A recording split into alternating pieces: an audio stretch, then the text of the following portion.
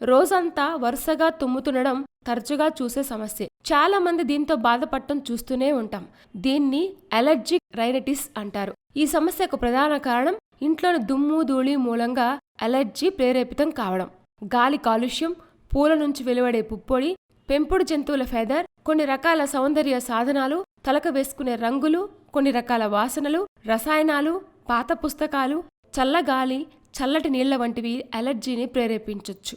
ఇలా సరిపడనివి ఏవైనా తగలడం వల్ల ముక్కులోని పొరల్లో అలర్జీ మొదలైతే హిస్టమైన్ అనే రసాయనం విడుదలవుతుంది. దీంతో ముక్కులోని రక్తనాళాలు ఉబ్బినట్లై ముక్కులోని పొరలన్నీ ఉబ్బిపోతాయి. ఫలితంగా ఆగకుండా తుమ్ములొస్తుంటాయి.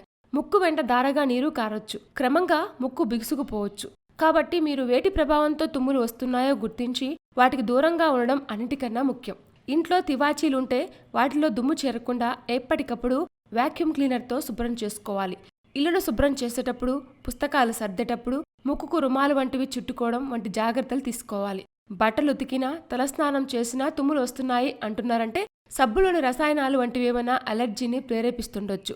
స్కిన్ ప్రిక్ టెస్ట్, రక్త పరీక్షల ద్వారా ఇలాంటి అలర్జీ కారణాలను కనుక్కోవచ్చు. తుమ్ముల సమస్య మరీ తీవ్రంగా వేధిస్తుంటే సిట్రుజిన్, లివోసిట్రుజిన్, లోరాడిటిన్, ఫెక్సోఫెనడిన్ వంటి మాత్రలు బాగా ఉపయోగపడతాయి. ఇవి ఒంట్లో హిస్టమైన్ తయారు కాకుండా చూస్తూ అలర్జీ తగ్గేలా చేస్తాయి. అయితే వీటిలో కొన్ని నిద్రమత్తు కలిగించొచ్చు. అలాంటి మాత్రలను రాత్రిపూట మాత్రమే వాడుకోవాల్సి ఉంటుంది.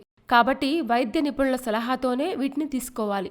ముక్కులో వేసుకునే కార్టికోస్టెరాయిడ్ స్ప్రేలతోనూ మంచి ఉపశమనం లభిస్తుంది. వీటిని రోజు ఒక్కసారి వాడుకుంటే సరిపోతుంది. అలాగే ముక్కు దూలం వంకరగా ఉందా, బుడిపలేమైనా ఉన్నాయా, అలర్జీ మూలంగా ఇతరత్రా సమస్యలేమైనా మొదలయ్యాయా అనేది చూసుకోవాలి. ముక్కు దూలం వంకరగా ఉంటే ముక్కు లోపలి మార్గం సన్నబడుతుంది. దీంతో అలర్జీ మూలంగా ముక్కు పొరలు కొద్దిగా ఉబ్బినా వెంటనే రంధ్రాలు బిగుసుకుపోయి తుమ్ములు రావచ్చు.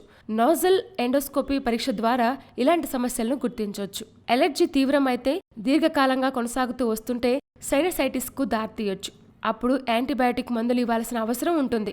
సమస్యను అలాగే నిర్లక్ష్యం చేస్తే ఫంగల్ ఇన్ఫెక్షన్స్, ముక్కులో బుడిపెలు కూడా బయలుదేరొచ్చు. కాబట్టి మీరొకసారి ముక్కు, చెవి, గొంతు నిపుణులను సంప్రదిస్తే అవసరమైన పరీక్షలు చేసి తగు చికిత్స చేస్తారు. ఇలాంటి మరిన్ని విశేషాల కోసం మా ఛానల్ని సబ్స్క్రైబ్ చేయండి.